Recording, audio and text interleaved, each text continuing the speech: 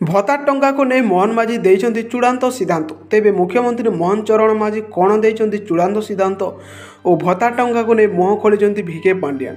सबुकिछि संपर्क में जानापी आज वीडियो को शेष पर्यंत देखंतु, कारण आज वीडियो रे देखला परे ए संपर्क टिकिनिकी खबर जाना को आपण मैंने पाइबे। तेबे दर्शक बंधु आपण मैंने जानी आम राज्यर मुख्यमंत्री जिते मोहन चरण माझी घोषित हेले से अनेक सारा शपथ करते किंतु तांकर कौन शपथ को एपर्यंत से ठीक भाव में कार्यकारी करना जो साधारण जनता तांको निंदा करुछंती। तेबे दर्शक बंधु आपण मैंने जानी दीर्घ गोटे मास भत्ता टंका को नहीं बहुत चर्चार विषय रही। मोहन सरकार घोषणा करते केवल 80 वर्ष बयस को मिल 3500 टंका, किंतु एवं पुणी कहते केवल विधवा और विकलांग को मिल 3500 टंका।